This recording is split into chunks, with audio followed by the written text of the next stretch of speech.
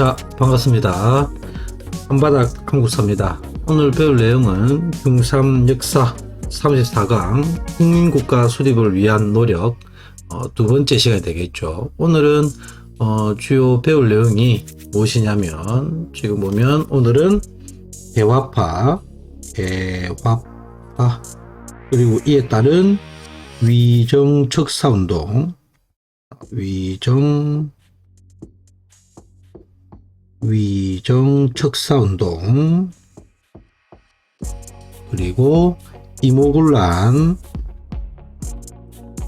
그리고 마지막으로 갑신정변. 그래서 이 네 가지 주제를 가지고 살펴보도록 하겠습니다. 그래서 저번 시간에 우리가 배웠던 내용을 잠깐 복습을 해보면, 우리가 19세기 상황에 대해서 배웠고, 이 19세기의 위기적 상황 속에 첫 번째로 등장한 인물이 바로 누구였다?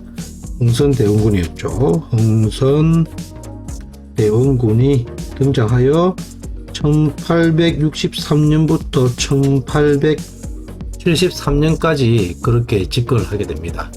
흥선대원군은 국내외적으로 이 위기를 극복하기 위해서 국내적으로는 왕권을 강화하는 정책과 그리고 민생을 안정시키기 위한 정책을 실시하고, 국외적으로는 통상수교 거부 정책을 실시를 하였지만, 여러 가지 정책 중에서도 백성들과 양반들의 불만을 불러일으키는 그러한 정책을 실시하여 끝내 물러나게 되고, 두 번째 어떤 세력이 집권을 하게 되냐면, 두 번째로 이제 고종이 실제로 이제 나이가 왕이 오를 나이가 되어 왕이 오르지만 실제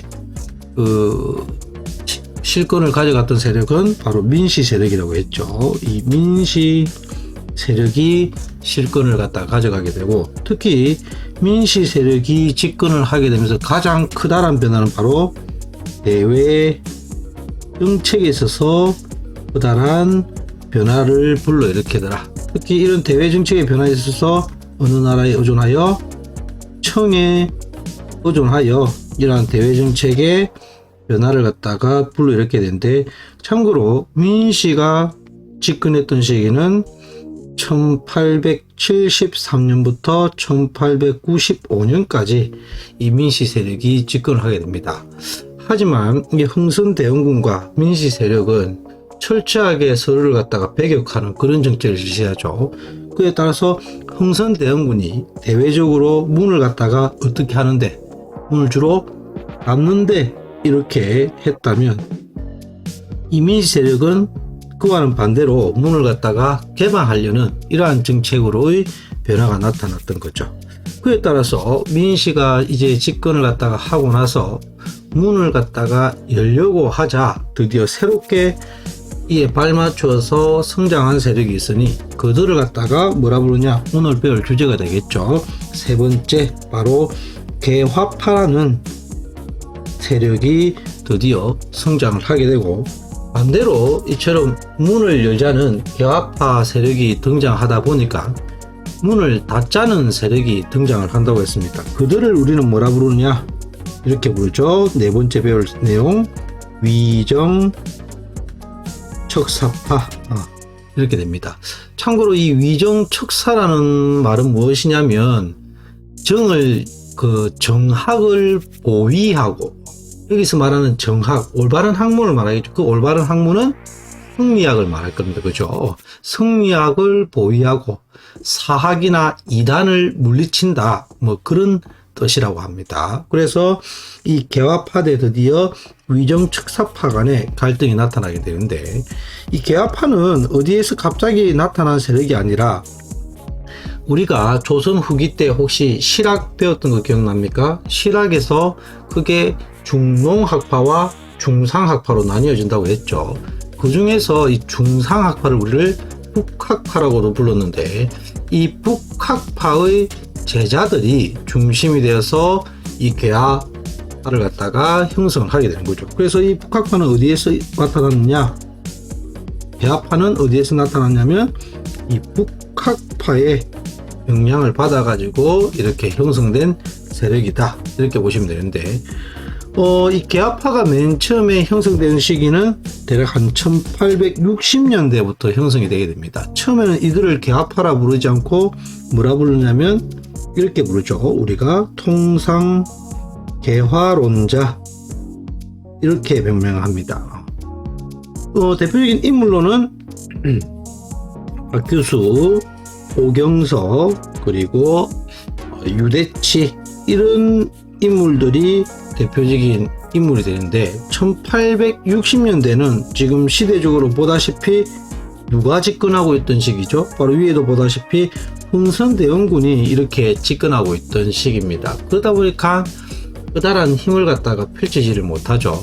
그러다가 드디어 1870년대로 이렇게 넘어오게 되면 1870년대로 이렇게 넘어오게 되면 드디어 그 민씨 세력이 집권을 하게 되고 대외 정책에 커다란 변화가 나타나면서 드디어 이 세력들이 정치화되게 됩니다. 그러면서 이들을 갖다가 개화파 이제 이렇게 부르게 된 거죠. 어느 정도 정치화되어 정치적인 힘을 발휘할 수 있던 그러한 시기라고 보는 거죠.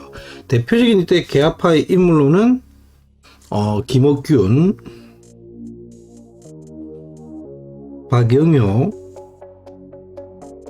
그리고 유길준 이런 인물들이 대표적인 개화파에 속하게 되고 이러한 개화파들에 의해 가지고 나중에 1880년대에 이르게 되면 구체적인 개화 정책까지 추진하게 됩니다. 개화 정책까지 추진을 갖다가 하는 거죠. 이런 개화파들에 의해서 구체적으로 이런 것들이 만들어진 시기는 1880년대가 되겠는데 이때 대표적으로 개화 기구도 만드는데 그 개화를 위한 핵심 기구의 이름이 뭐냐면 통미기무아문이라는 기구를 만듭니다.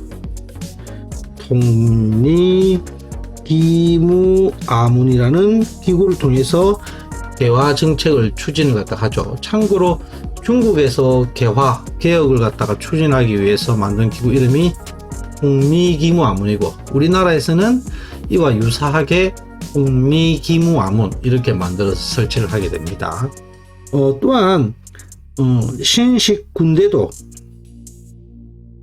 만드는데 그 신식군대의 명칭이 바로 별기군. 그래서 이러한 기구라든지 군대를 만드는 개화 정책을 갖다가 개화파들에 의해서 추진이 되게 됩니다. 하지만 1880년대로 접어들게 되면 이 개화파가 개화의 방향을 둘러싸고 크게 두 세력으로 나뉘어지게 되는데 한 세력을 갖다가 온건개화파, 한 세력이 급진개화파를 갖다가 형성하게 되는 거죠. 말 그대로 온건개화파는 점진적으로 개혁을 추진하자, 급진개화파는 빠른 시간 안에 많은 것들을 갖다가 변화시키자 이런 세력이 되는데 온건개화파는 주로 어느 나라의 개화 정책을 모델로 했냐면 청나라의, 아마 여러분들 2학년 때 배워봤죠. 청나라의 양무운동을 모델로 해서 개화를 추진하자. 대표적인 이러한 것을 주장했던 온건개화파는 김홍집이라든지 김홍집 그리고 김윤식 이런 인물들이 대표적인 온건개화파에 해당되고 이에 비해서 급진개화파는 일본의 메이지 유신을 갖다가 모델로 하는 세력으로서 대표적인 인물로는 김옥균 그리고 박영효 이런 인물들이 대표적인 급진개화파가 되겠습니다. 반대로 이처럼 개화파들이 1860년대부터 이후 1870년대 정치화되고 1880년대 세력이 점점 확대되자 반대로 위정척사파들도 이제 위정척사 운동을 벌이게 되는데 대표적으로는 1860년대 어떤 위정척사 운동이 일어나게 되냐면 통상수교 반대 운동을 펼치게 됩니다. 통상수교 반대 운동. 이 통상수교 반대 운동이 일어나게 된 가장 결정적인 이유는 바로 병인양요 때문입니다. 이 병인양요로 인해서 더욱더 우리는 이런 서양 세력과는 거래를 할 수 없다, 이런 운동이 일어나게 되죠. 대표적인 인물로는 이항로라든지 기정진, 이런 양반 유생들이 주로 중심이 돼서 일어나게 되고, 1870년대에는 개항 반대 운동이 일어나게 됩니다. 개항 반대 운동이 펼쳐지게 되는데, 이러한 개항 반대 운동이 또 일어나게 된 가장 결정적인 이유는 바로 1876년에 일어난 이 강화도 조약이 원인이 되어 개항을 하게 되자 이러한 개항 반대 운동을 펼쳤던 거죠. 대표적인 분으로는 최익현이라는 분이 있겠습니다. 그리고 1880년대로 넘어가게 되면은 무슨 운동이 일어나게 되냐면, 1880년대는 개화 반대 운동이 일어나게 됩니다. 이 개화 반대 운동이 일어나게 된 이유는 조선 책략이라는 책이 들어와서 우리나라가 이제 미국과 수교를 하게 되는 결정적인 계기가 되는데, 이것이 원인이 되어서 개화 반대 운동이 일어나게 되는데, 이런 개화 반대 운동을 펼쳤던 분은 손이 만개 이만손이라는 분이 되겠죠. 이만손이라는 분에 의해 가지고 이렇게 개화 반대 운동이 일어나면서, 지금 보다시피 60년대부터 80년대에 이르기까지 이 개화 세력과 척사 세력 간의 갈등이 점점 고조되는 그러한 양상을 보이던 거죠. 이처럼 신식 대 보수 간의 갈등이 심화되던 중에 또 일어난 사건이 있으니, 그게 바로 무엇이 되겠다? 그게 바로 1882년 6월 달에 발생한 이모군란이 되겠습니다. 즉, 이러한 보다시피 이 개화대 위정 척사 간의 갈등에 결과론적으로 근본적인 이런 갈등을 위해서 하고 드디어 사건이 하나 터지니, 그게 바로 무엇이 되겠다? 임오군란이라는 사건이 1882년 6월 달에 발생을 하게 되는 거죠. 임오군란이 일어나게 된 직접적인 원인은 바로 유식군인에 대한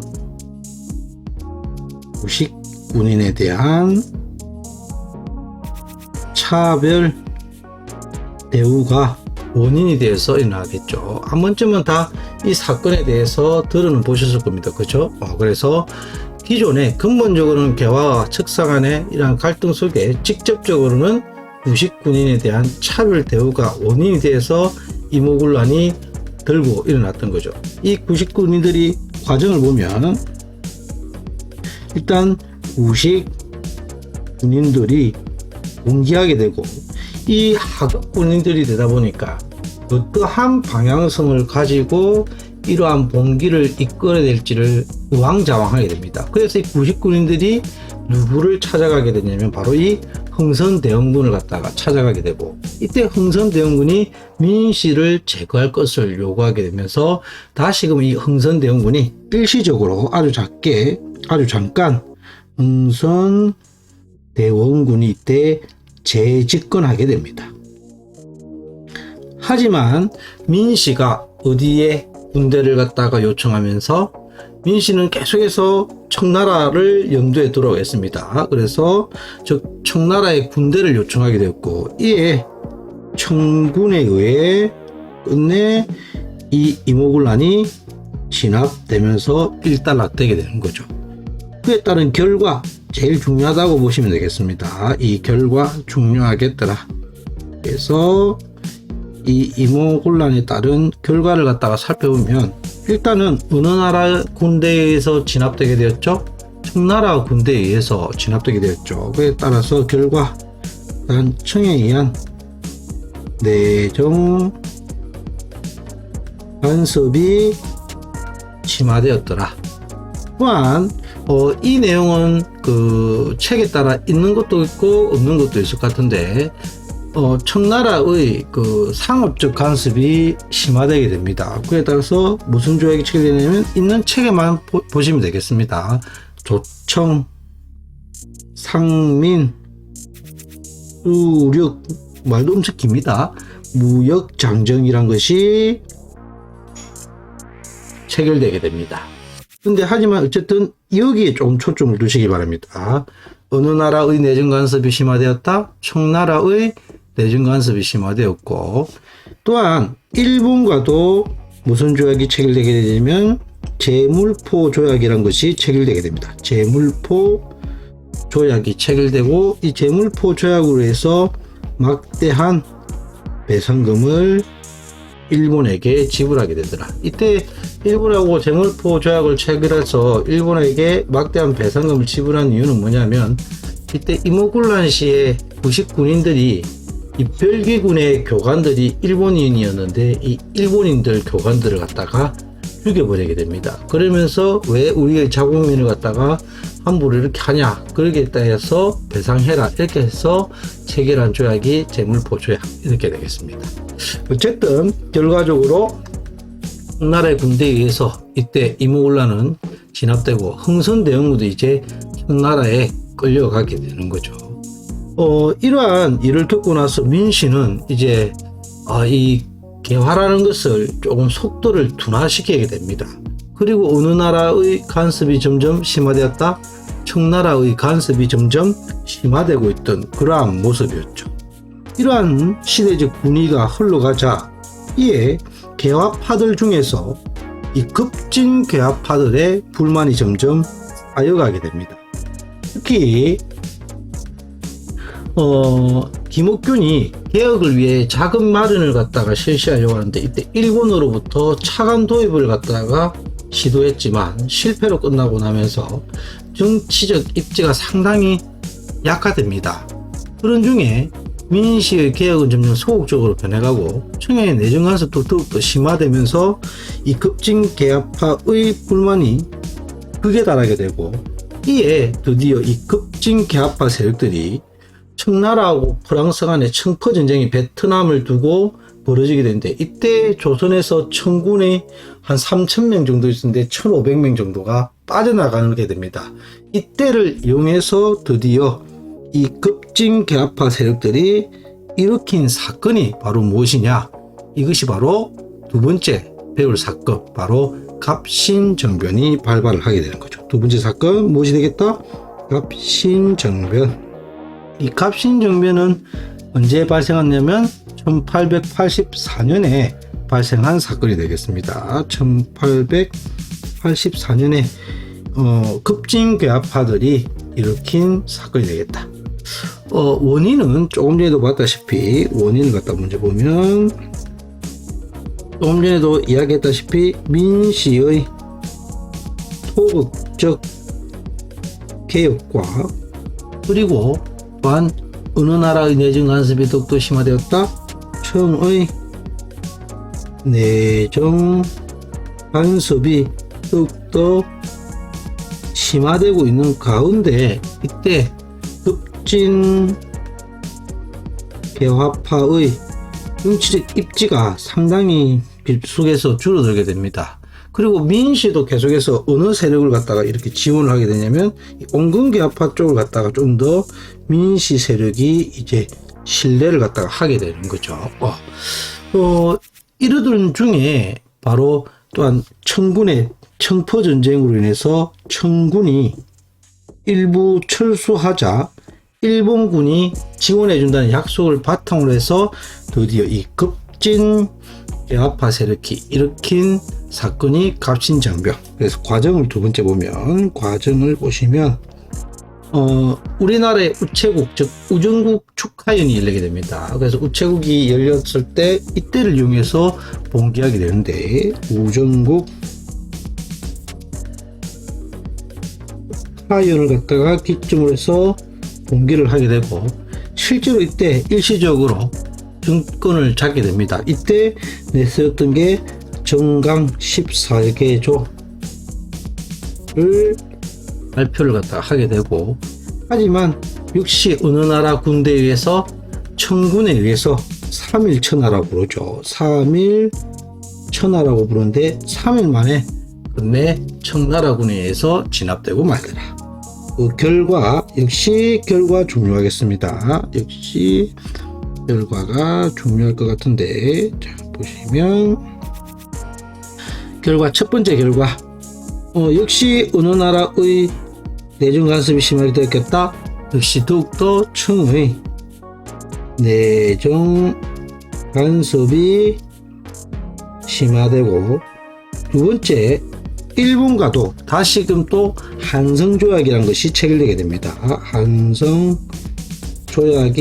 체결되게 되는데, 이때 막대한 배상금을 지불하게 됩니다. 또 이때 왜 한성조약이 체결돼 가지고 배상금을 지불했냐면, 이때 사실 김옥균이라든지 이런 사람들이 망명을 갖다가 하게 되고, 이 친일 세력이나 혹은 일본에 대한 굉장히 상당히 국민들 사이에 안 좋게 되면서 일본인들을 갖다 살해하는 그런 일들이 또 일어나게 됩니다. 그에 따라서 이 한성조약이 체결되게 되고 배상금을 갖다가 지불하게 되는 거죠. 그리고 이 갑신정변에 따라서 세계사적으로 매우 중요한 조약이 한 가지 체결되게 됩니다. 그게 바로 무엇이냐, 여기다 적도록 하겠습니다. 바로 청나라하고, 우리나라가 아닙니다, 청나라하고 일본 두 나라가 체결한 조약이 있는데, 바로 텐진 조약이라는 것이 체결되게 되는데, 이 내용은 중요하니까 적어보도록 합시다. 일단은 가장 핵심적인 내용이 이 내용이 됩니다. 조선에서 양군, 즉 청나라군과 일본군이 동시에 철수를 하고, 또한 조선의 군대 파병 시에는 반드시 어떻게 된다? 상대국에 홍보하여야 한다. 이런 내용이 텐진 조약이 됩니다. 그래서 실제로 1884년 이 갑신정변이 끝이 나고 나서 드디어 청일 양군이 조선에서 철수를 하게 되지만, 안타깝게도 1895년 동학농민운동이 발발했을 때 또다시 청군이 조선에 들어오게 되는데, 이 텐진 조약에 따라서 청군이 일본군에게 이 사실을 통보하지 않고 군대를 파병하면서 일본군이 파병을 갖다가 하게 되는 거죠. 그에 따른 결과 나중에 청일 전쟁이 일어나게 되는 결정적 계기가 되었던 조약이 바로 이 텐진 조약의 내용이 되겠더라. 그래서 오늘은 지금 보다시피 크게 네 가지 주제에 대해서 살펴보게 됐습니다. 그래서 보시면 개화파에 대해서 살펴보았고, 다음에 위정척 사파, 이의 둘 간의 갈등으로 인해서 발생한 사건 이모군란, 다음에 이 급진 개화파들이 중심이 되어서 일으켰던 사건, 바로 이 갑신정변까지 총 4가지 사건에 대해서 살펴보았는데, 사실 2015 개정 교육과정으로 바뀌게 되면서 근현대사 부분이 중학생들에게 상당히 그 양이 축소되었고, 반대로 그 줄어든 내용은 어디에서 이제 집중적으로 배우게 될 거냐면 고등학교 과정에서 배우게 될 겁니다. 그래서 보면 실제로 교과서 내용이 상당히 축약되어 있는데, 그 축약된 대로 다 설명은 할 수가 없고, 그래서 조금 책보다는 구체적으로 이렇게 내용을 갖다가 정리한 부분이 있습니다. 그 부분 조금 감안하셔서 수업을 들으시면 좋을 것 같습니다. 이상 오늘 마치도록 하겠습니다.